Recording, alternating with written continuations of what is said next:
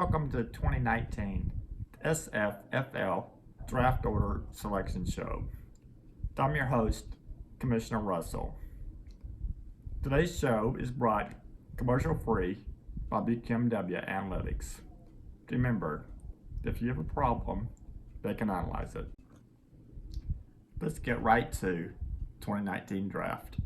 Drafting in first place from the extremely weak Kovac division is Abby Ballard. What a difference a year makes. Last year Abby found herself competing for the 2017 SFFL Championship.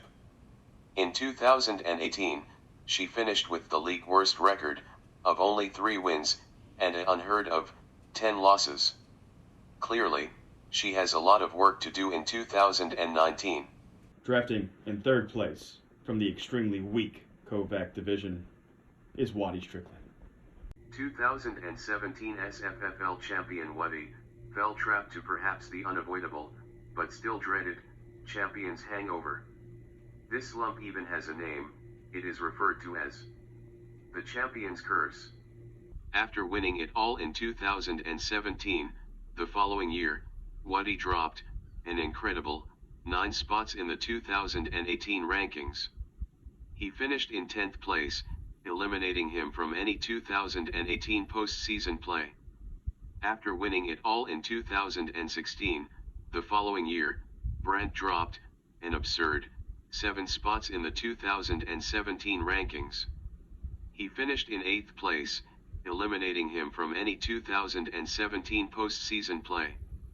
After winning it all in 2015, the following year, Michael dropped a ridiculous 6 spots in the 2016 rankings. He finished in 7th place, eliminating him from any 2016 postseason play. After winning it all in 2014, the following year, our very own, highly esteemed, Commissioner Russell, even dropped a modest 4 spots in the 2015 rankings. He finished in 5th place, but, of course, was able to make the 2015 playoffs.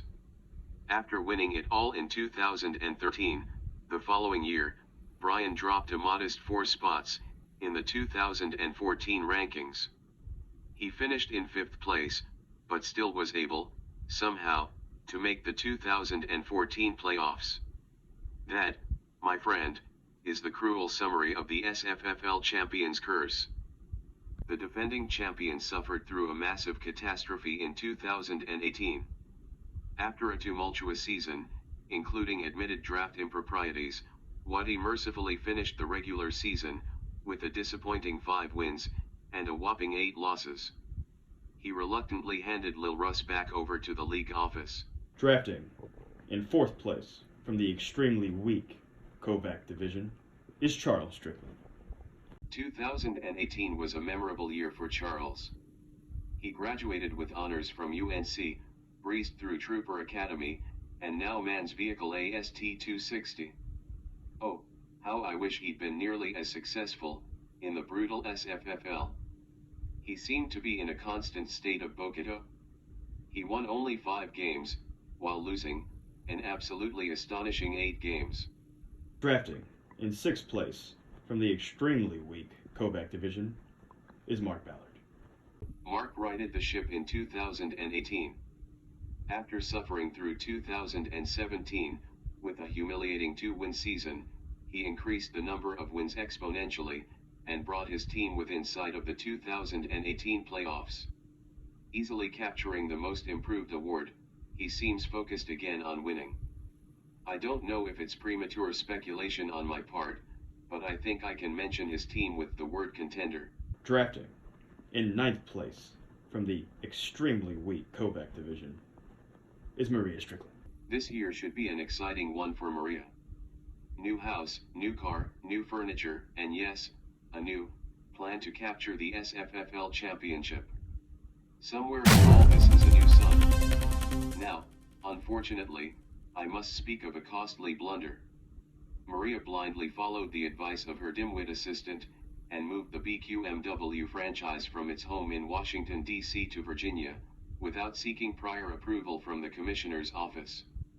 The franchise's move will, no doubt, embitter many DC natives for decades to come, and have a lasting impact on the SFFL. This was bad, very bad. BQMW will pay for all costs of the COAC division name change. Again, who will pay? BQMW will pay. Drafting in 12th place from the extremely weak Kovac division is Billy Strickland. Billy is hoping to avoid the dreaded slump that historically occurs after winning the SFFL championship. This champion's curse was explained earlier in great detail. It's real, folks. I get collywobbles just speaking of it. No one knows exactly why it happens. No prior champion has ever entirely dodged it. The curse is a terrible thing. The question is, can Billy avoid it? Stay tuned to the 2019 season for the answer. Drafting in 2nd place from the incredibly powerful Texas Rock division is David Strickland! After a failed attempt at the helm of an oil and gas consulting business, David was forced out of his position of CEO. To avoid prosecution of tax fraud, he fled the country. Purportedly, he now is employed as a roughneck in Saudi Arabia. He just can't find happiness. Sad. Very sad. In 2018, David also won only 3 games, and lost an outlandish 10.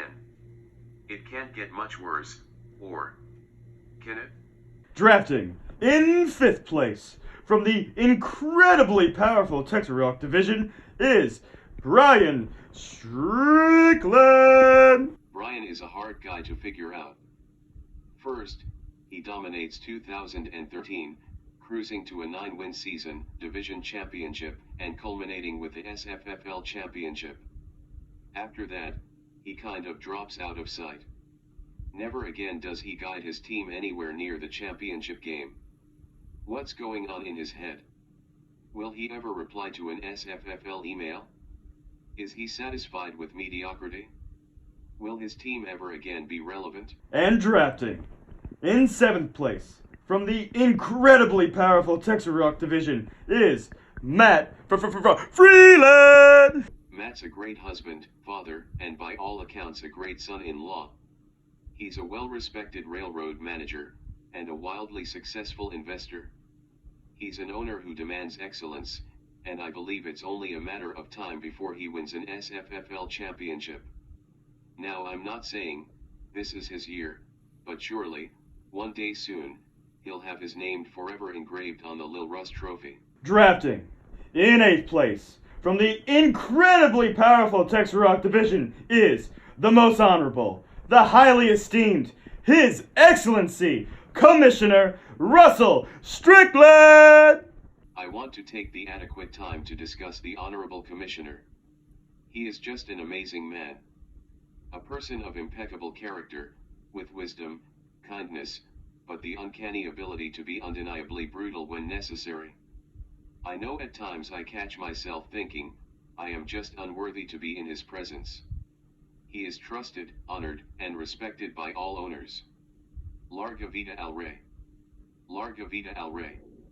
Commissioner Russell Strickland's astonishing record is 1 SFFL Championship, 2014. 2 championship appearances, 2014, and 2013. 0 division championships. But a league best, 6 consecutive playoff appearances. Let me repeat myself, he has made the playoffs every single year that the league has been in existence. Drafting in 10th place from the incredibly powerful Texas Rock division is Emily Freeland! After finishing 2018 as runner-up for the second time, 2019 may just be her year. She is also a pregnant owner. Emily is an expert multitasker, so winning in 2019 is not only achievable, but highly probable. We are entering uncharted territory this year in the SFFL.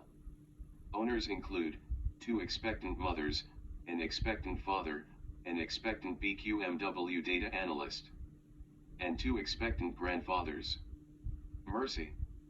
Drafting in 11th place from the incredibly powerful Texas Rock Division is Brent Wallace! Statistically, Brent had the most dominant team in 2018. He averaged a league-high 101.2 points per game, winning games by an average of 14.2 points. Wow. However, he was demolished by a determined WPS in round 2, bringing an end to his 9-win and 4-loss season. Brent is pictured at the left, wearing a kilt. This Scottish outfit is a type of knee-length skirt with pleats at the back, originating in the traditional dress of Gaelic pre-puberty boys. True Scotsmen wear nothing under the kilt so as to allow freedom of movement in rough terrain. That wraps up the 2019 SFFL draft. I want to remind you of a few important dates. The draft is scheduled tentatively for September 1st at 9 p.m. Eastern Standard Time. Remember, the keeper lock date is 1 week prior. Thank you, and good luck this season.